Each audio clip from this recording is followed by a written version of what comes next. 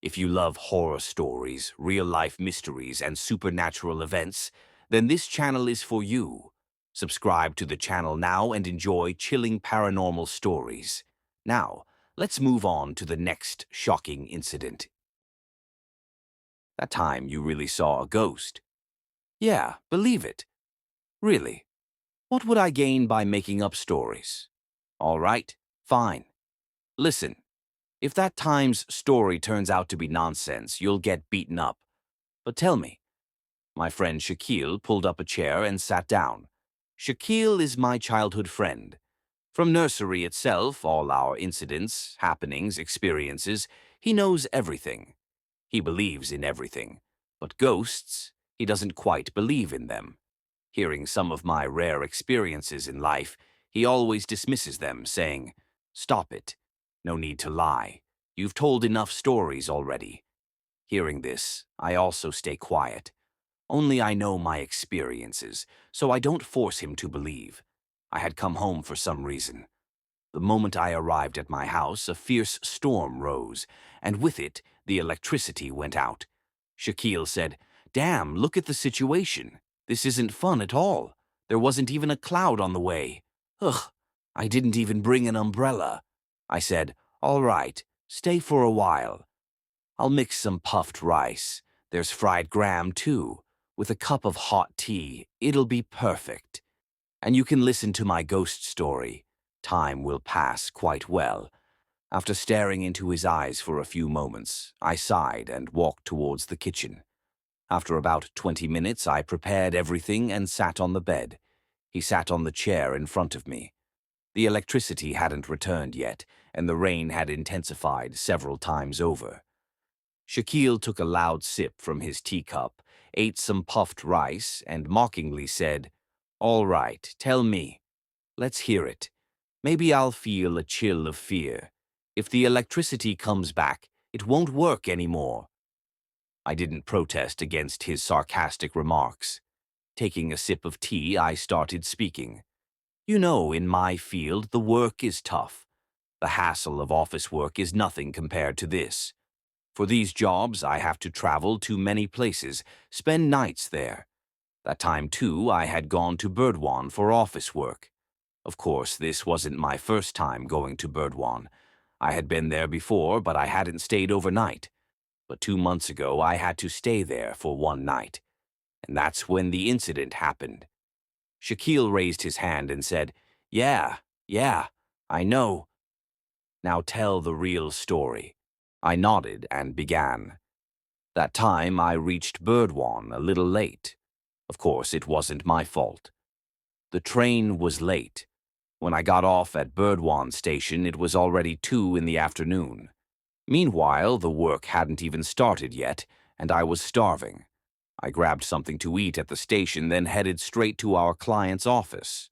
By the time I finished my work there, it was already 6 in the evening. In between, I had eaten in the office canteen, so the hunger wasn't too unbearable. After finishing work, I rushed back to the station, but my luck was so bad. Just a few minutes before, an up train had left. The next train was at 9 p.m., but sometimes it gets delayed. Sometimes an hour, sometimes. I was about to continue speaking when, at that very moment, a loud thunderclap roared outside. We both flinched a little. I bought a ticket for the last train and asked the station master if there was any place to stay. The station master shook his head and said, "This isn't Sealdah or Howrah, so for now I had to stay at this station." With no other choice, I endured the mosquito bites and leaned back on a chair in the middle of the station, waiting. As time passed, the number of people at the station gradually decreased. It was 8 p.m. Suddenly, my hunger spiked again. There were food stalls around the station, so before they closed, I quickly went and bought some roti and curry for dinner, along with a packet of biscuits, thinking I'd eat them on the train. 9 p.m. struck. There was no news of the train's arrival. I sat alone at the station, waiting. I started feeling sleepy. 10 p.m. came, but still there was no news of the train. Finally, I had no choice but to go toward the station master's office.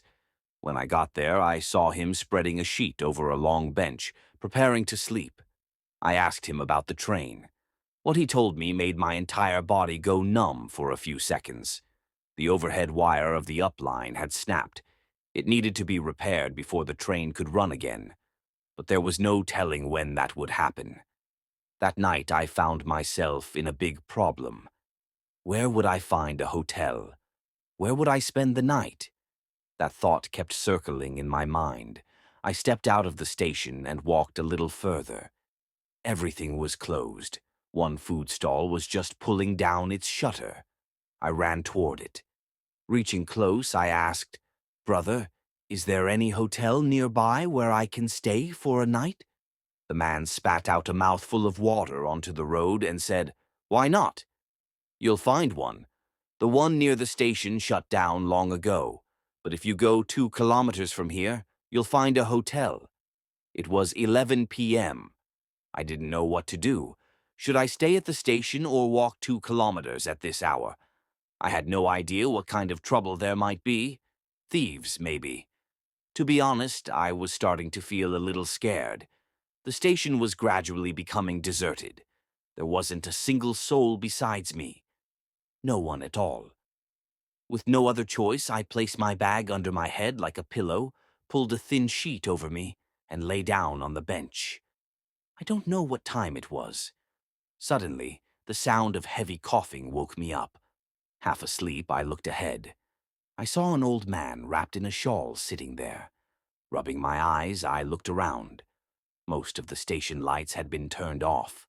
Only 1 or 2 were still on, but their glow was dim. The station had taken on an eerie, unsettling atmosphere. As I sat up, the man sitting on the ground a little distance away also stirred. I frowned and looked at him. There wasn't anything particularly unusual about him, just a person with a small, dirty cloth bag. He had spread out a newspaper on the ground and was sitting on it. I glanced at my wristwatch. It was almost 1 a.m. Letting out a big yawn, I sat up on the bench. For some reason, I kept feeling suspicious about the man sitting in front of me. I had a lot of money with me, and I was scared because of that.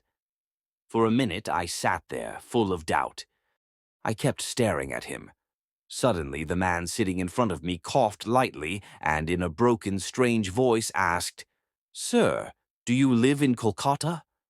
My suspicion started growing gradually. I clutched my bag tightly on my lap and said, "Yes." The man coughed a little and said, "Oh, don't worry. I'm not a thief. I won't steal your bag." Hearing those words, I was startled. How did the man know what I was thinking? The man chuckled and said, "The way you're clinging to your bag, anyone would understand." I was astonished. The man had sharp observation skills. I asked, "Do you know when the train will arrive?" "I heard the wire snapped, so don't expect it before dawn." Hearing that, my whole body went numb. I had to spend the entire night here with this stranger, feeling scared. Disaster. The man spoke again. "Came here for work?" I nodded. The man said, "Oh, my name is Madan. I live nearby. It's too hot at home, so I come to sleep at the station." Hearing that, I was shocked. "What?" "The man comes to the station to sleep because it's hot at home." Pure madness. The thought made my fear increase even more. "You know, Shaquille, I'm more afraid of mad people than ghosts." Hearing me, Shaquille nodded and said, Then, what happened?" I didn't respond to the man's words. I took out the biscuit packet from my bag and started eating. The man kept staring at me. In that dim light, I couldn't see him properly. All I could tell was that his entire body was wrapped in a shawl except for his face, which was barely visible. However, I could make out that he had a beard covering his cheeks, and his eyes had a strange look. Suddenly, the man spoke up. "Can you give me a biscuit? I'm very hungry." With no other option, I handed him the whole biscuit packet. The man then said something strange. "Throw it to me. I'll catch it." The man was about 20 feet away from me. I threw the biscuit packet toward him. His expression upon catching it was impossible to read in the darkness. Taking a biscuit, he put it in his mouth and said, "You know, I had a family too. Father, mother, wife, children, everyone." Leaning back on the bench, keeping my bag close, I asked, "Had? Why are you saying had?" "Because they're no longer alive." Hearing that, I felt bad. I said, "I'm very sorry. How did they die?" "That's a long story. Do you want to hear it?" I thought about it. The train was still far from arriving, and there was no way I could take my eyes off my bag full of money.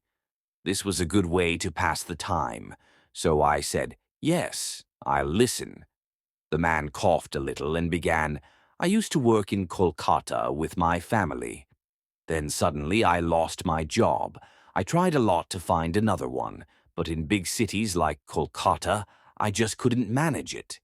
With modernization, people like me, old-fashioned ones, were becoming nothing but trash for companies.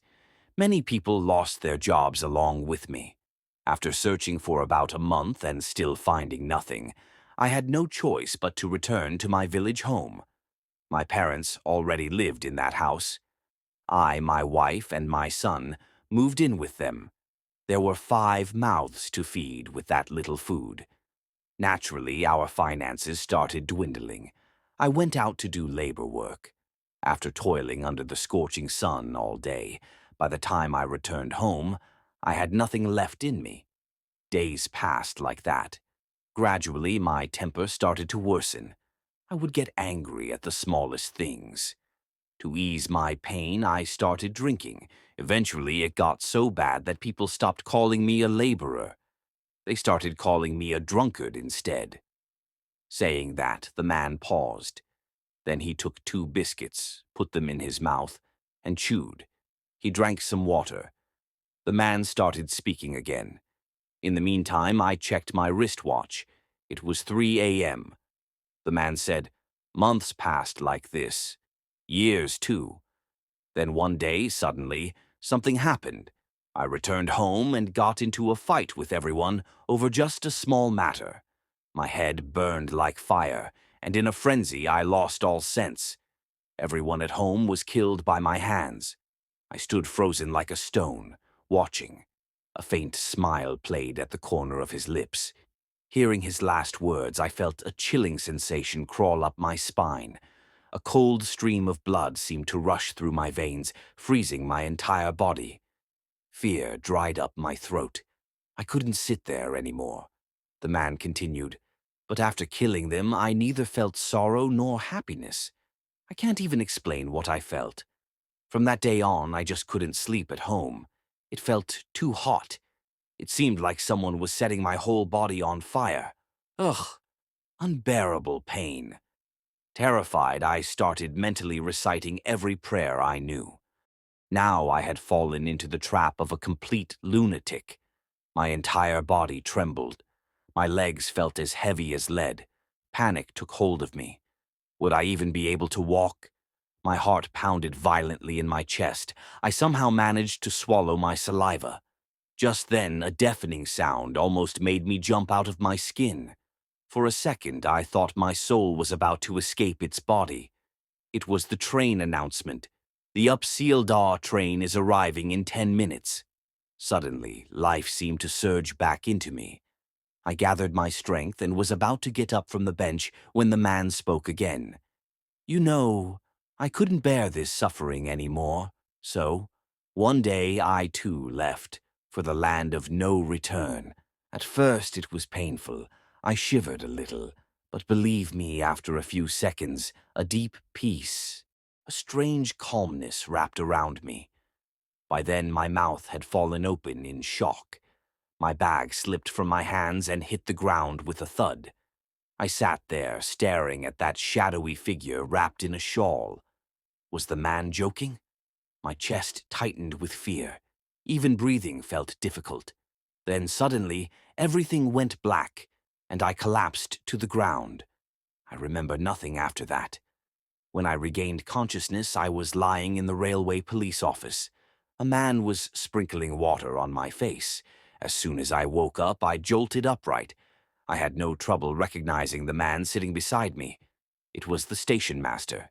Seeing me regain consciousness, he said, "Well, you're lucky to be alive this time." I was stunned. What did he mean by that? While sleepwalking, you were walking on the train tracks. Just then, a train was coming on the up line. Luckily, I saw you in time. Otherwise, well, I was speechless. I felt like I had lost my voice. Struggling, I barely managed to ask, "Was there anyone else there?" "Anyone else?" "No one. The station was completely empty except for you." My voice shook as I asked, "Then, who was he?" The station master looked at me in surprise and asked, "Who?" "The man who sat in front of me, who told me his name was Madan." The station master raised an eyebrow and stared at me. Then he said something strange. "Do you have a mental problem? What nonsense are you talking about? There was no one there except you." I didn't argue anymore. The next morning, I took the train back to Kolkata. The moment my story ended, a thunderous lightning bolt struck outside. Immediately, a strong gust of wind blew open the window shutters with a loud noise. Did the wind open them? Or did someone? I couldn't say. Shaquille and I looked at each other, terrified. A few moments later, the power came back on. Everything slowly returned to normal. But when I looked at Shaquille's face in the light, I saw that he was just as scared as I was. Even after the power returned, Shaquille stayed for quite some time. We ate together, and then he left for home. This incident ends here. Now we will move on to the next incident. My name is Hafiz Daoud, and I live in Greentown, Lahore. We four friends, Assad, Qasim, Abdullah, and I, had planned to go to a jungle. It's not very big. The people of Greentown would know it as Chand Mary Jungle. It is quite small and dense. One day, we decided to go there at night and explore. During the daytime, the jungle looks very beautiful and serene. Many people come to enjoy its beauty, but they leave before nightfall. Just to clarify, we had planned to leave after having dinner. We ate our dinner outside and then set off towards the jungle. At night, when we went to see the jungle, it looked very terrifying. There was no one there except for the four of us, no sign of any human presence. At first, we got scared just by looking at it, but we gathered our courage and moved forward toward the jungle. When we entered the jungle, there was complete silence all around. Nothing unusual was happening to us. After moving a little further, suddenly we heard the sound of a child crying. I turned to my friend behind me and said, "I'm getting scared. Don't joke around." Because he would always prank us. But he replied, "Daud Sahib, I am not doing this." I then addressed all my friends and said, "Whoever is making this sound, please stop." Even then, the crying intensified. We moved forward, and I was driving at that time. Suddenly, the bike started feeling very heavy. I stopped the bike, and my friends asked, "Daud, what happened?" I replied, "The bike feels heavy. Maybe the tire pressure is low." Everyone got off the bike, and we saw that the tire was punctured.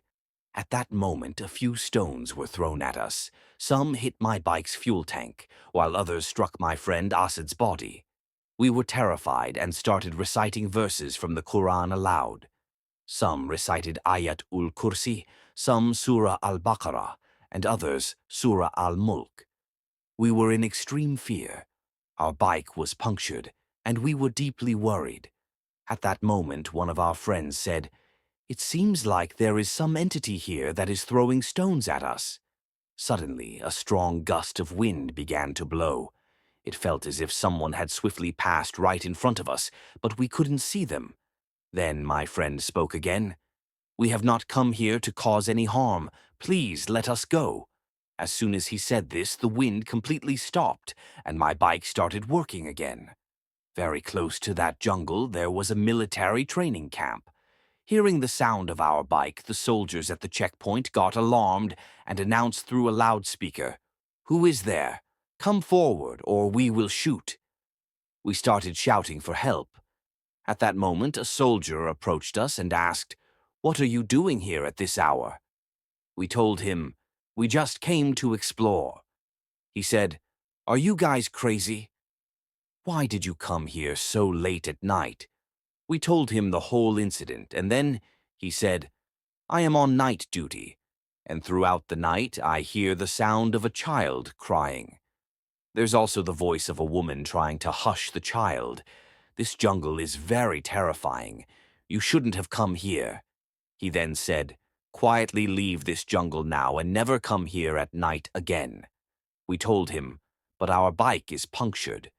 At that moment, he sent 2 soldiers with us, who escorted us to the main road. We safely made it out of the jungle and returned home. That night, we were extremely scared. In the morning, when I woke up, I had a high fever and a severe headache. My mother asked me, "Where did you go? Where were you so late at night? Why do you have such a high fever?" I told her the entire incident from the night before. Then my mother informed a well-known religious scholar about it. He got very angry and scolded me.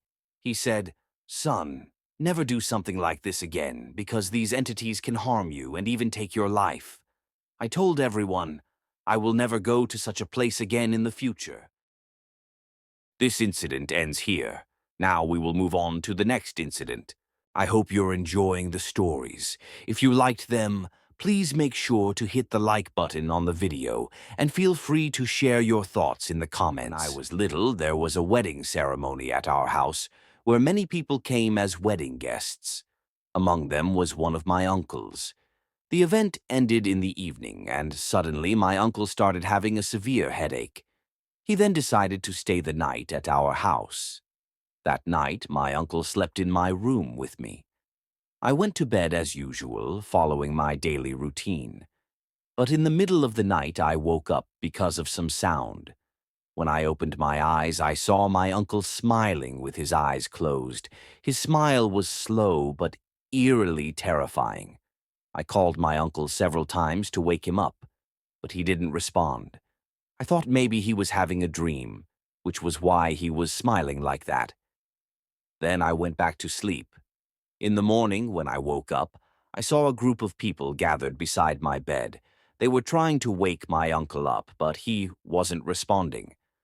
Another mysterious thing was that he was still smiling, slowly, but when people asked him questions, he wasn't replying. My uncle remained like that all day on the bed. That night, I decided to sleep in another room because I was extremely scared and didn't dare to sleep with my uncle again. For some reason, I entered the room where my uncle was sleeping, but when I looked inside, I saw that my uncle was not there. Then I returned to my own room, where I was sleeping, and informed my father about the situation. My father then decided that my mother and he would go looking for my uncle. After searching for a long time, we decided to check the rooftop. When we climbed the stairs and reached the rooftop, we saw that the entrance door was locked. But through a small gap in the door, we could see my uncle standing at one end of the rooftop, with his eyes closed. He was still smiling, and he looked terrifying. The most mysterious thing was that he had entered the rooftop without a key. My father quickly brought the key and forcibly pulled my uncle inside the house. The next day, my father brought a doctor to our home to treat my uncle. When the doctor examined my uncle was still smiling with his eyes closed. Seeing this, the doctor was very surprised. He took out a large needle and pricked the sole of my uncle's foot. The shocking thing was that my uncle didn't react at all. He didn't scream or show any discomfort, even though the needle was quite large. Instead, there was still a trace of a smile on his face. The doctor then informed us that he could not do anything to cure my uncle. He suggested that we seek alternative treatment, such as religious healing. After discussing it, we decided to bring a knowledgeable imam or religious scholar. When the imam arrived, he immediately realized that something unnatural had happened to my uncle. He told us that my uncle had been smoking a cigarette in a place where evil spirits reside at dusk, which caused this problem. The spirit had possessed him and made him ill. The imam then sprinkled some water on my uncle and performed some religious healing. After that, my uncle gradually recovered.